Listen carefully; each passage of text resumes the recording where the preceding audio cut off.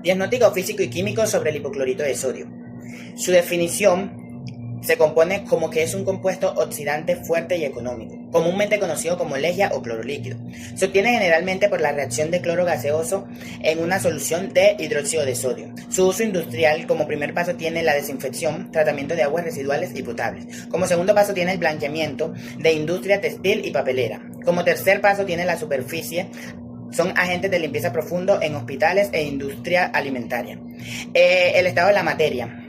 En condiciones estándares de uso comercial se presenta como un líquido de cloro amarillo verdoso pálido disuelto en agua, ya que como sólido es altamente inestable y explosivo. Su densidad alcanza aproximadamente un 1.11, en soluciones comerciales viene siendo un 5% aproximadamente. Esta llega a variar según la concentración de la mezcla. La volatilidad es baja en su forma líquida, pero libera gas cloro muy fácilmente si se mezcla con ácidos o si se descompone por calor o luz solar.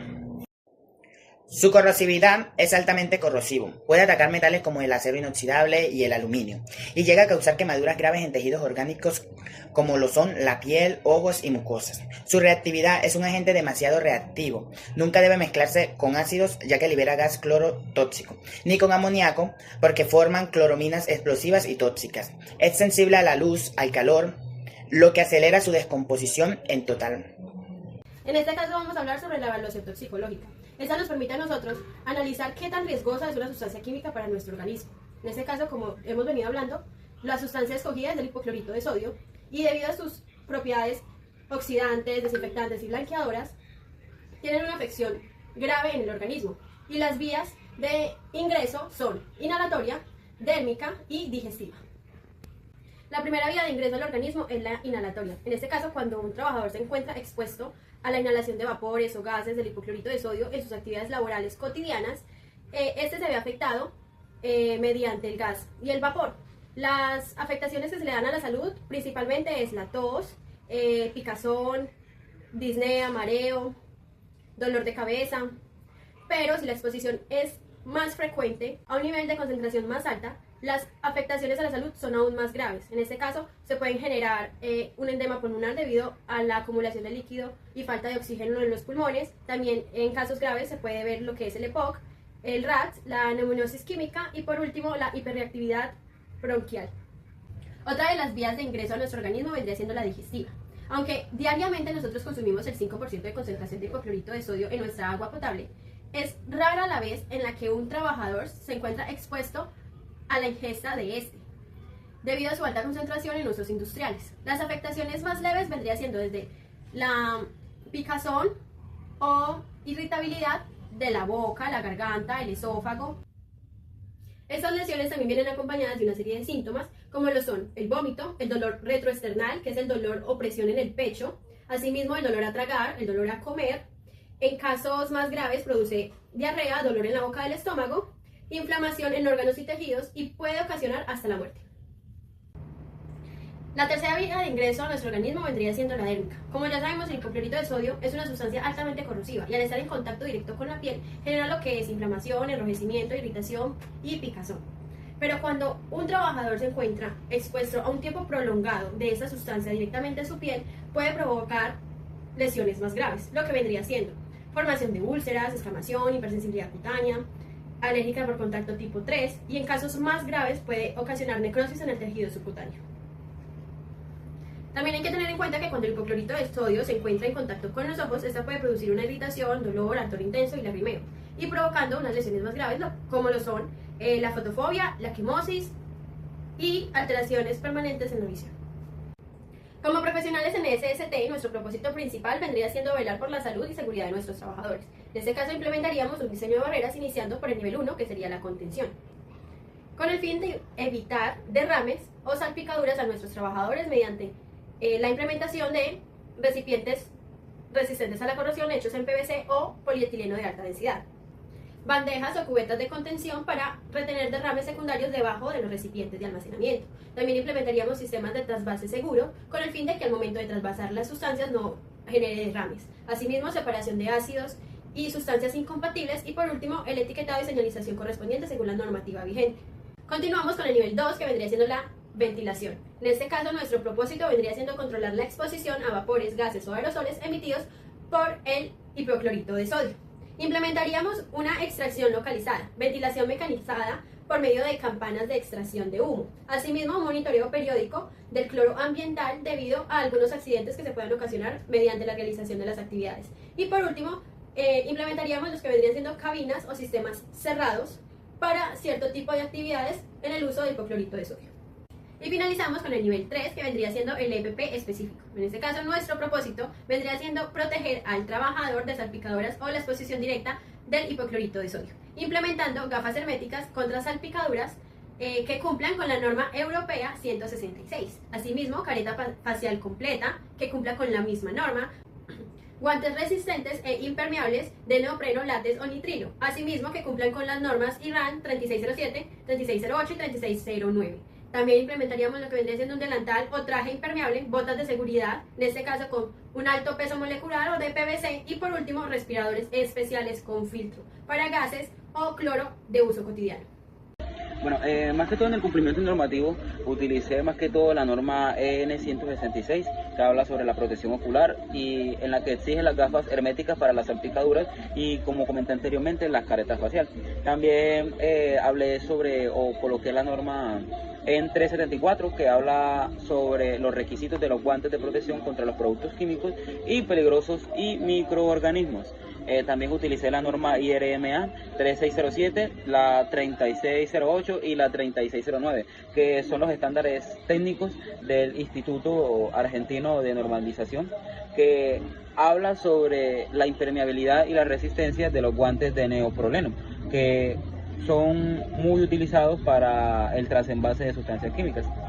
También utilicé más que todo, me gustaría colocar o añadir en este caso el decreto 1347 del 2021, que habla sobre la prevención, sobre el programa de prevención de accidentes, que exige analizar más que todo el anexo número 3 para determinar las cantidades de sustancias químicas almacenadas si superan la cantidad umbral, lo que clasificaría a la empresa como una empresa de clasificación de riesgo mucho mayor. Buenas, ahora yo procedo a explicarles este ítem número 3, que consta de 6 pasos que voy a explicar uno por uno.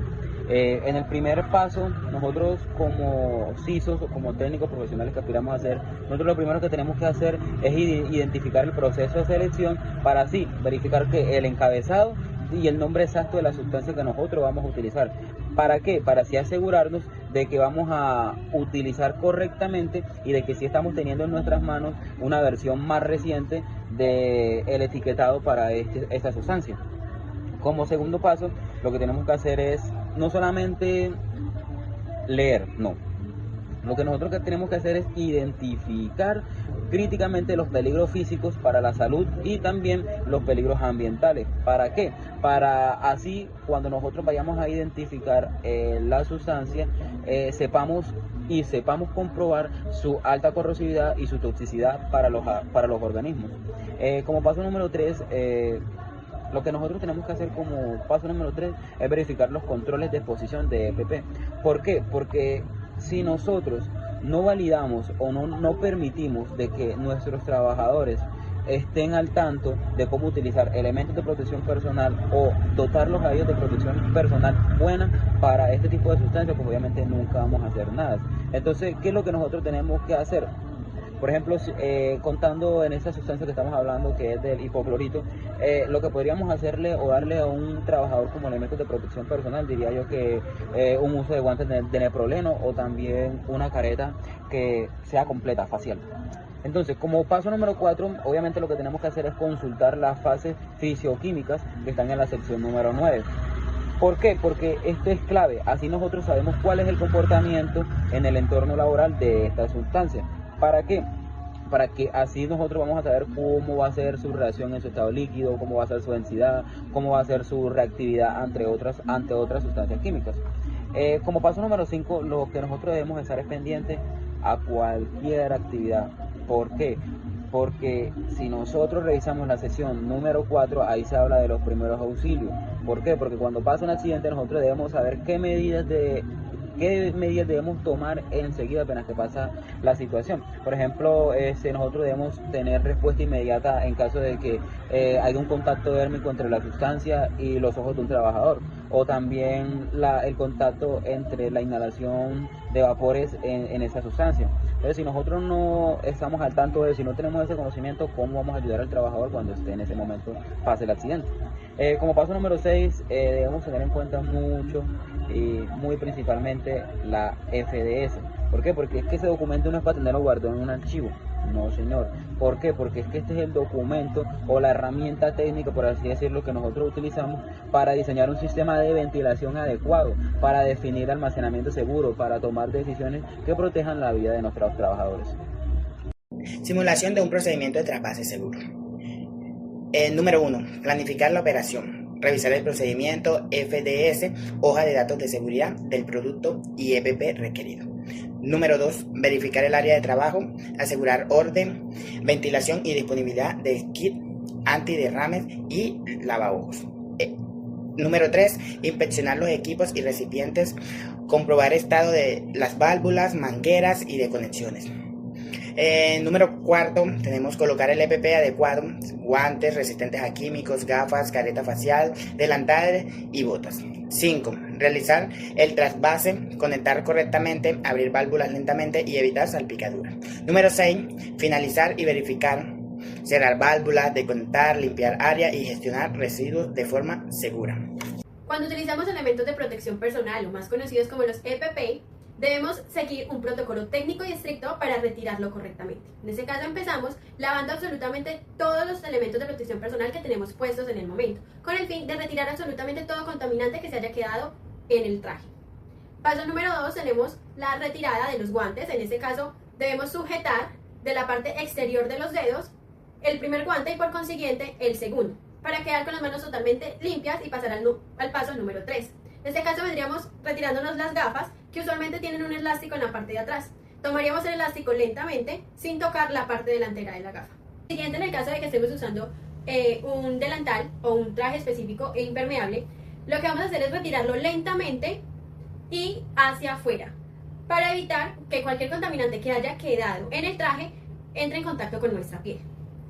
Seguimos con el paso de retirar las botas. Es indispensable lavarlas antes de retirarla, por lo mismo, muchas veces los contaminantes quedan totalmente sujetos a los materiales de las botas. Y por último, hacemos lo que es el lavado de manos, rostro y zonas de la piel que estuvieron expuestas durante el proceso. Buenas, ahora yo procedo a explicarles este ítem número 3, que consta de 6 pasos, que voy a explicar uno por uno. En el primer paso, nosotros como CISOs o como técnicos profesionales que aspiramos a hacer, nosotros lo primero que tenemos que hacer es identificar el proceso de selección para así verificar que el encabezado y el nombre exacto de la sustancia que nosotros vamos a utilizar. ¿Para qué? Para así asegurarnos de que vamos a utilizar correctamente y de que sí estamos teniendo en nuestras manos una versión más reciente del etiquetado para esta sustancia. Como segundo paso, lo que tenemos que hacer es no solamente leer, no.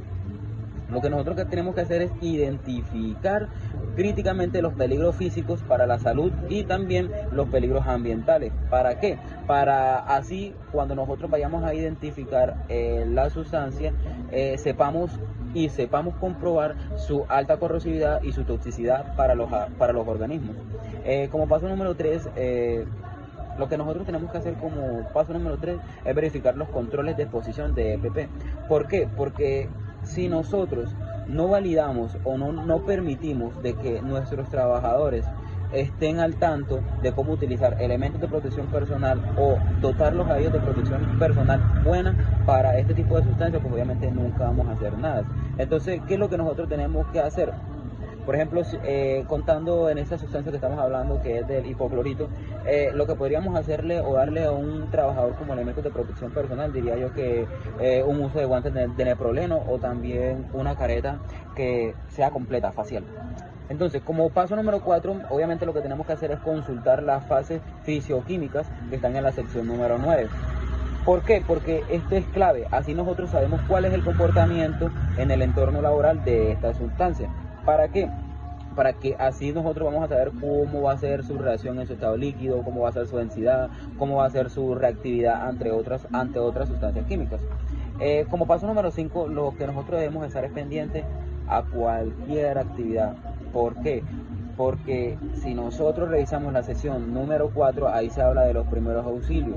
¿Por qué? Porque cuando pasa un accidente nosotros debemos saber qué medidas debemos tomar enseguida apenas que pasa la situación. Por ejemplo, nosotros debemos tener respuesta inmediata en caso de que haya un contacto dérmico entre la sustancia y los ojos de un trabajador, o también el contacto entre la inhalación de vapores en esa sustancia. Entonces, si nosotros no estamos al tanto de, si no tenemos ese conocimiento, ¿cómo vamos a ayudar al trabajador cuando esté en ese momento pase el accidente? Como paso número 6, debemos tener en cuenta mucho y muy principalmente la FDS. ¿Por qué? Porque es que ese documento no es para tenerlo guardado en un archivo. No, señor. ¿Por qué? Porque es que este es el documento o la herramienta técnica, por así decirlo, que nosotros utilizamos para diseñar un sistema de ventilación adecuado, para definir almacenamiento seguro, para tomar decisiones que protejan la vida de nuestros trabajadores.